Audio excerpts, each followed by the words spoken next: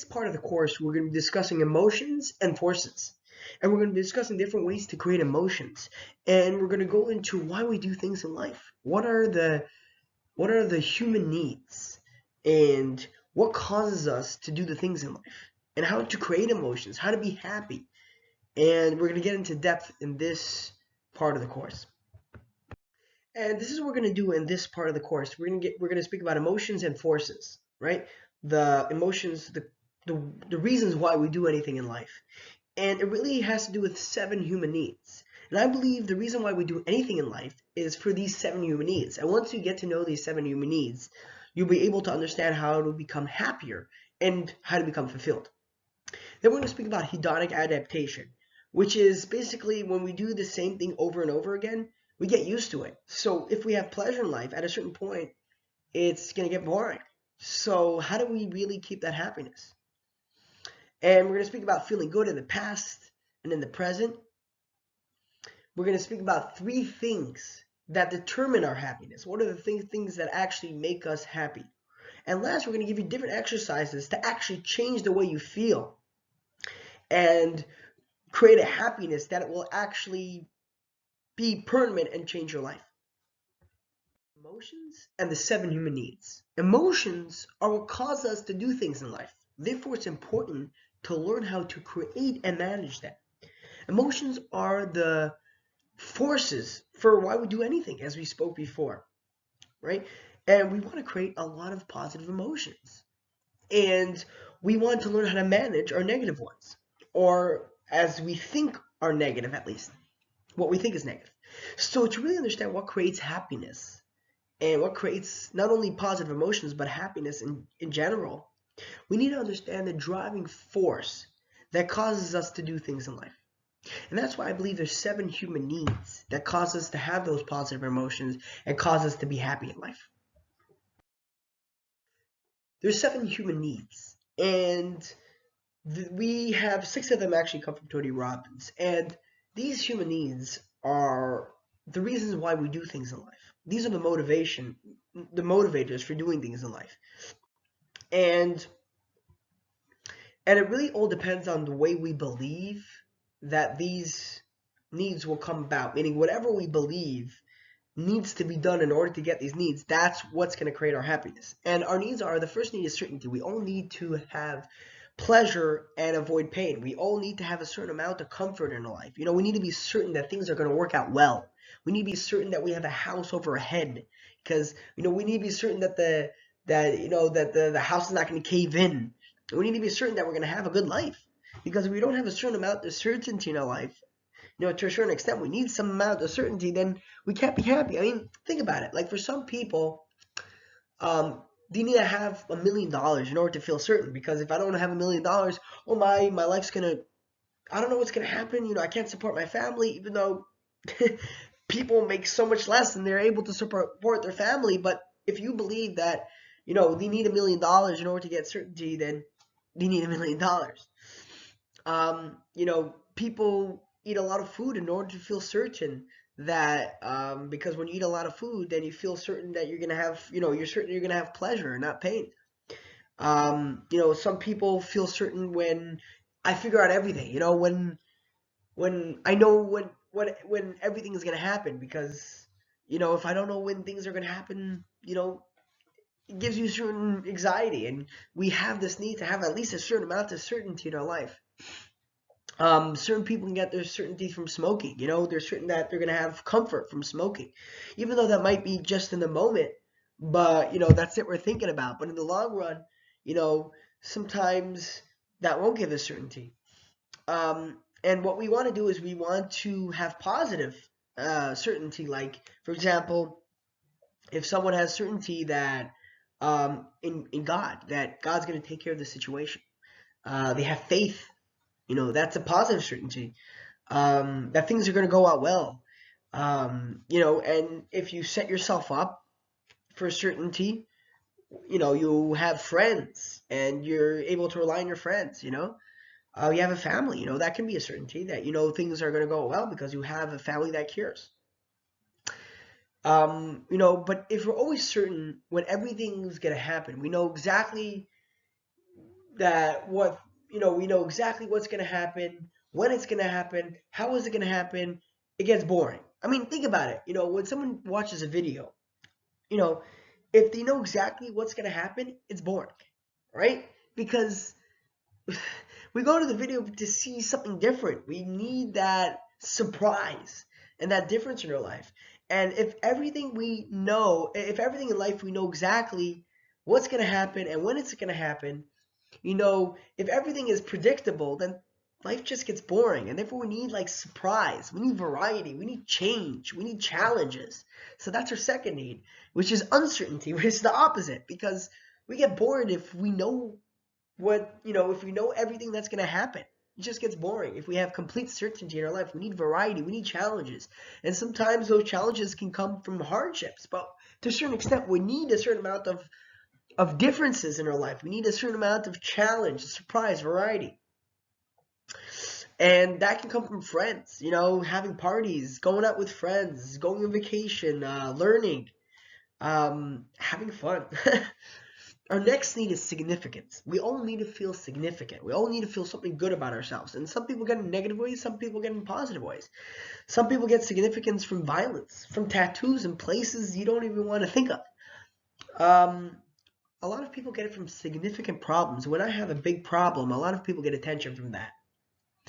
Because it's much easier to get significance from a problem than getting significance for working for something. I worked really, really hard from this, and therefore you feel good about yourself. Some people get it from being a people pleaser. I can't say no because then what does it say about me? They don't have that significance. The next need is a little bit of the opposite of significance, is connecting, connection and love. And connection and love is when you connect to others, but a lot of people rather have connection and settle for connection and not for love, because love can be a little dangerous because, if you trust someone, they can do something bad to you. So love is really connected with trust, right? Because when you love someone, you really, really connect with them. And we need to receive and give love and connect with people. Connect with people. And some people connect with nature, connect with God. We have that need for connection and love. The next two human needs are to have fulfillment in life. You need the next two needs, and that is growth, as we spoke before. If you're not growing in life, you're not happy. You always need to be growing and always need to get better in life, in any aspect of your life. And the last need is contribution. Meaning you can be growing and you can get better and you can keep in progress and having progress in your life, but if you don't contribute, you won't be fulfilled in your life. And the real point of growing is that whatever you grow in, you can use whatever you grow in and teach others, help others, use the money for others. The real true nature of growing is only in order to give. And the last part of fulfillment is relationship with a higher power. You can grow, you can give, but if you don't have a relationship with a higher power on a spiritual level, your soul will not have fulfillment. And all these things, as I said before, we all have beliefs and how to get these needs. And whatever belief that we have, that's what's going to create our happiness. So, for example, somebody that believes that the only way I can get significance if I'm the most famous guy in the world, if I'm the president, then you'll never be happy because you're never going to become a president. So all these needs that we all have beliefs in how to get those needs. And based on the beliefs, that's how we can be happy. It really makes us happy. So put on your seatbelt and get ready because we're really going to know what makes us happy. So does money, fame, buying a house, winning the lottery makes us happy? Like getting good grades in class. If I get a B, I'll be depressed for the rest of my life. Or if I don't get this job, I'll be depressed. I won't be happy. So is that really true? So regarding money, people in other countries that don't make enough money and don't have a normal life, yes, those people are not as happy. No matter what we put it, those are not as happy. But people that make enough money to survive, for the basic necessities, aren't they any less happier than rich people? And the answer is maybe for the moment. Maybe when you make that money, you actually become more happier. But the truth is when you make a lot of money, like those people that actually win the lottery, they actually get very, very happy, but then like 3, 4 months later, they get sad. I mean, they don't get sad, but they go back to their baseline of happiness, however happy they were before. And so too is the opposite. When people like get divorced or lose a job, except for like really extreme cases, after a couple months they go back, they get sad, but then they go back to their baseline of happiness. And that's called hedonic adaptation, which is basically after a while we get back to the same place because we get used to it. It's like you get this huge house and pool and you get excited, and after like 6 months you just get used to it.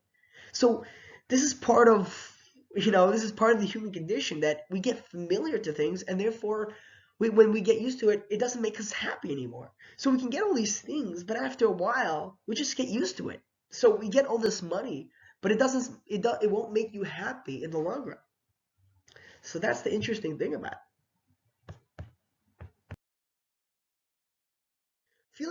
Positive feelings, and having a happy mood is really split up into 3 categories. There's the past feelings. There's feelings about the past. There's feelings that you're having right now and the excitement that you're having now.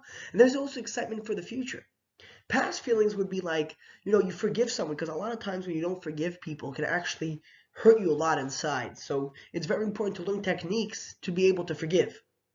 And also gratitude on the positive side. Gratitude is a method that can actually make you happy and excited about the past. Present feelings is savoring. Savoring means a lot of times we do things in life, but we don't really, like, we get distracted. We don't really appreciate what's in front of us. Like, instead of like really concentrating on the fun that you're having right now and being like really present in the moment, instead of thinking about the future or the past, be really present on vacation. Be really present when you have food and like, wow, this is really good food, instead of like spacing out, and really pay attention to what's in front of you, really enjoying the moment instead of thinking about the past and present. And actually, one of the techniques that can help you savor better is actually mindfulness. Mindfulness meditation. We're going to get into that later, so we'll speak about that later. But basically, it teaches us how to be more in the present moment and really enjoying what we have. And then there's different types of pleasures that we can have with our 5 senses. And just some examples of pleasures. I don't need really go into this because I'm sure you know what you like, what you don't like. Like showering when mud is on you, spring pics of babies, they're so cute. Playing rock climbing, reading a good book. But as we said before, even these feelings, after a while, we get used to the pleasure and it gets boring. That's why it's always important to try new things and to see if there's different things that we can actually do. We have to try out new things, and see different things that we can do. And also, when you go on vacation once in a while, you'll enjoy it. But if you go on the same vacation over and over again, it's gonna get boring. So there's actually, just to tell you the science on it, there's actually 3 things that determine your happiness. One is genetics. Like someone that's an extrovert will have more positive emotions than an introvert. Women, according to science, actually experience more positive and negative emotion. Life circumstances. If you're super poor, it's going to affect your happiness. And the last thing is what we do, and that's what we're really going to get into. What can we do to actually change our happiness? Like someone that's like gratitude is an example of it. When we can be grateful, it can actually change our happiness. And what we're going to be really discussing is what can we do that can actually change our happiness and work our way, that we can be, even though some of your genetics might be naturally not so happy, we can actually create that happiness. So one way that can really help you with your happiness is optimism, right? If you're optimistic, you tend to be happier, right? So the real difference between an optimist and a pessimist is that an optimist focuses on the first thing is personal, right? In the yellow box, it says personal. Personal means you always blame yourself. It's always my fault. And someone that's pessimistic always blames himself, and it's always my fault, and I always fail, and it's my fault. And someone that's optimistic can say, it might have been someone else. It might have not been my fault. The second thing that a pessimist differs from an optimist is a pessimist always says it's always going to be this way. An optimist will say, maybe this happened now, but in the future it can change. In the future things are going to go better. The last thing is a pessimist, it applies it to all situations. Like, it didn't work out here, so it's never going to work out, ever. And a pessimist says, okay, maybe in this field things don't work out, but in other fields, things can work out and things can be very good. So there's many different techniques to work on optimism, and CBT tries to work on trying to prove that it doesn't make sense to be a pessimist in this situation. But one really good way to be an optimist is journaling. Now, what I mean by that is by journaling every single day, but I don't know if you really need to do it every day, because I think that might be a little hard, but at least to go over it every day or at least every week. Create a vision. Visualize, create a vision for the future. What do you want to happen in 5 years from now? And visualize your success. Close your eyes and see yourself succeeding. Like, what does it feel like? And where do you see yourself? Like, what do you want in 5 years from now? What do you really want? And then write down how you're going to get there, step by step. And we're going to get into goals later on and how to create goals. We're going to get that in a little later on, but step by step on how to get to that goal. And then write what you need to do. And then once a week or once a day, go over this. And surprisingly, because optimism sees the good in life, and when you create a vision for life, it actually help you create optimism in your life. And that can be very helpful, this exercise, to create optimism. So if that's something that you need to work on, do it now. Pause the video and take the time. Take 5 minutes right now and journal. The way you use your money can actually make you more happier. So if you buy things, it'll make you happy. But if you buy experiences, meaning with friends, family, vacation, if you buy experiences, it will make you even more happier. And lastly, if you use your money for acts of kindness, it will make you even more happier. So if you want a good way to boost your mood, people think, oh, if I buy something, if I have a good experience, it will make you happy. But what will create the most happiness is acts of kindness, surprisingly. But that's what's something that you want to do. So an exercise that you can do is buy something for someone or do an extra act of kindness with your money. Help someone out. Use some money to help someone. And of course, as we said before, if you do the same thing over and over again, at a certain point, you get used to it. And we're going to get into that later, how to deal with that situation. It really has to do with growth. But we're going to get into that later. I don't want to confuse you. But these are 3 ways that you can actually create happiness, and acts of kindness will create the most happiness. As we said before, that kindness can actually create happiness. They actually did a study where they took a bunch of college students and they took an hour and a half of kindness. They all did an hour and a half of kindness, and it actually increased their optimism. They were more optimistic, and they said their life, and they rated their life satisfaction on a higher level than before the study. So you don't need to do an hour and a half of kindness, but even 1 act of kindness per day for 10 days increased life satisfaction. So I think that's a good thing to try doing. Even children doing 3 acts of kindness per week actually got more friends. So kindness can make more friends. I'm saying that's kind of obvious. I'm saying, if you're nice, people are going to like you. But that's just interesting how they did that study. And the last idea is loving kindness meditation helps increase compassion and empathy. And, a lot of people want to, how do I increase my kindness? What if I'm not that kind? How do I increase my empathy and compassion? And the way to do that is there's actually a meditation called loving kindness meditation. And I encourage you to search that up and to do that meditation. And it was scientifically proven by Fredrickson to increase happiness, to increase kindness. And that's something that you would want to do, I think. We just spoke about kindness. Kindness creates happiness. It's actually one of the greatest ways to create happiness. And it gives us a feeling of love, joy, and connection.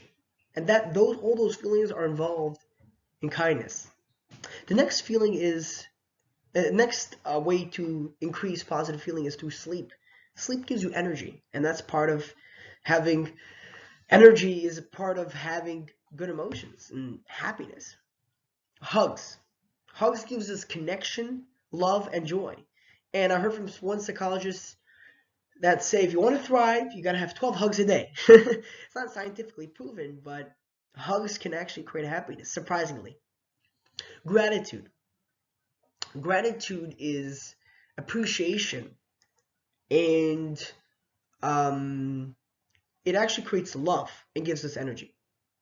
EFT tapping actually helps with stress reduction, and that you can search up on YouTube. Um, it's a very simple technique, and it's clinically proven.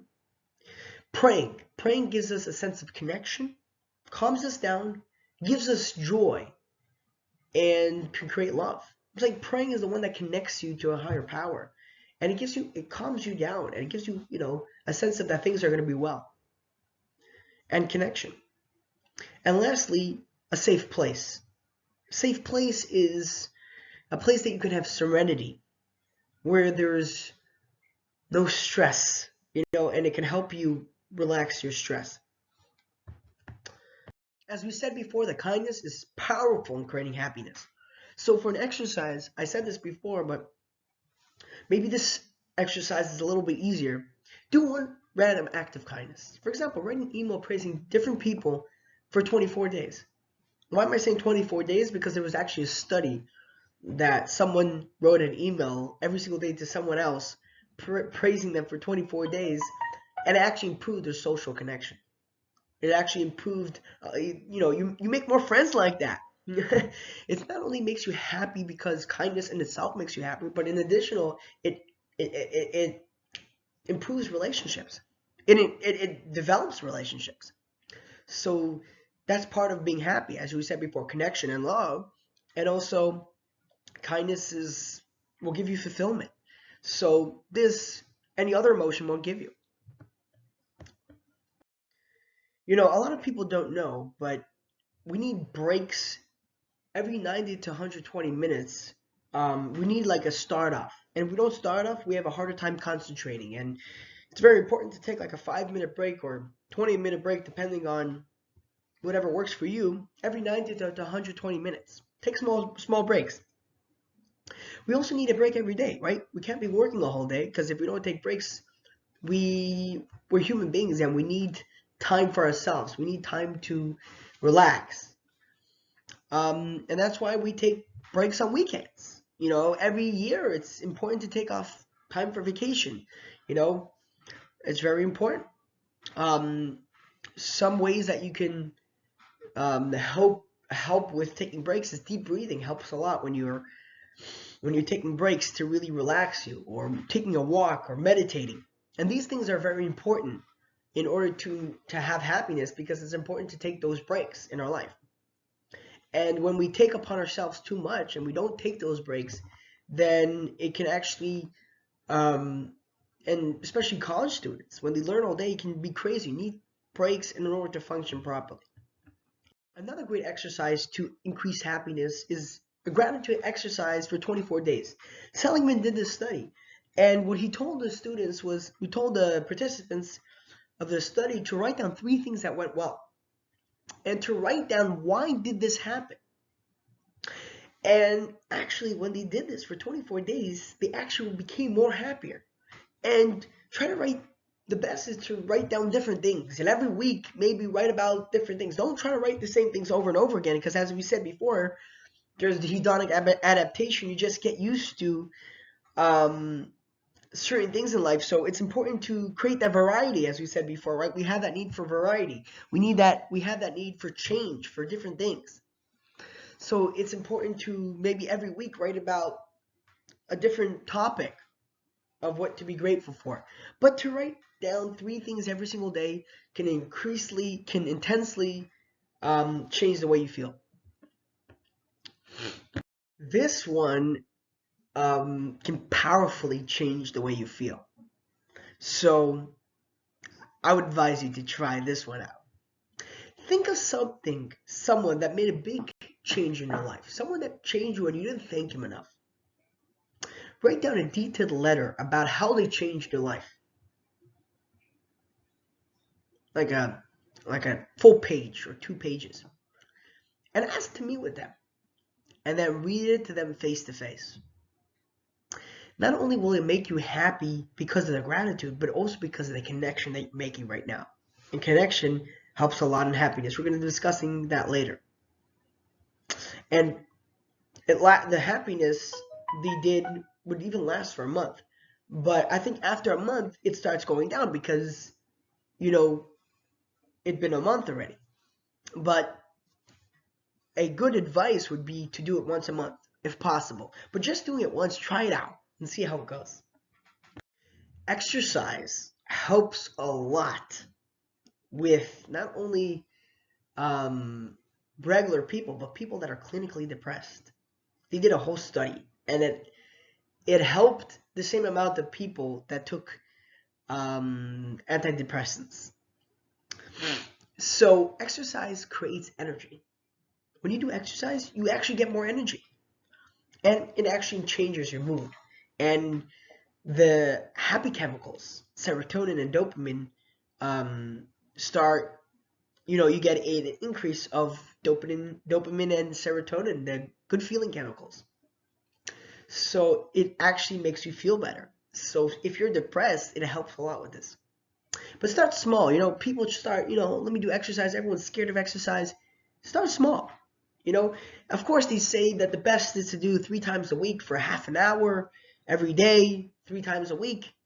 But, if you can't do that, exercise 3 times a week for half an hour a day, aerobic exercise, start small. Make it fun. Maybe listen to music. Maybe doing it while watching a video. Maybe go on fast walking for half an hour. The best predictor of actually going for the exercise is social support.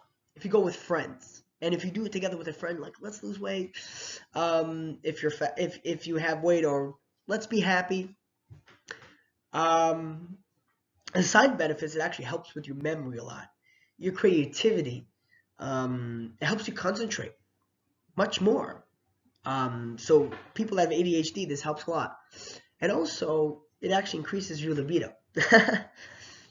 But the best way to do this is to create a ritual, meaning go with friends, find any way possible. Start slow, but if you start doing it for already 30 days, then you get used to it. It becomes a habit. So exercise is a big one, and it's very important for your happiness and well-being. Now I want to go into a safe place, and we're going to do a meditation together to help you go to the safe place. And this safe place is whenever you're very stressed and you need to escape, and you need to go to a place that's safe. So I want you to close your eyes and bring your awareness to your breath. And then if there's any places in your body that's tense, relax it. If there's any tension in your shoulders, relax it. If there's any tension in your stomach, relax it. In your back, relax it. If there's any tension in your legs, relax it. If there's any tension in your feet, relax it. Just breathe in and breathe out. And now bring your awareness to a place that you can feel safe. It can be a place, imaginary place you once saw. It can be in nature. It can be a place by yourself. It can be a place with friends, with family. Any place that you feel completely safe. And see what you're seeing there. Hear what you're hearing in that place. What do you hear? Is there something interesting that you see? How's the temperature there? Fit all these things according to your safe place, according to your needs. Feel the wind. Feel the surface that you're on. And if there's a sun, maybe feel the nice heat or whatever weather you enjoy, maybe take off your shoes and start walking. Whatever it is, just be completely there.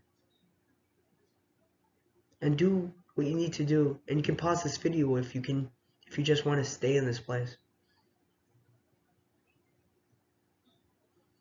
And after a little while, you can bring back your awareness to your breath and gently open up your eyes. And you can return to this place whenever you need. And this is called a safe place. And this is very critical in helping you to reduce your stress. And this part ends the second portion of the course. And the third portion will be a continuation of emotion. So I just split this up into two sections because this section was long.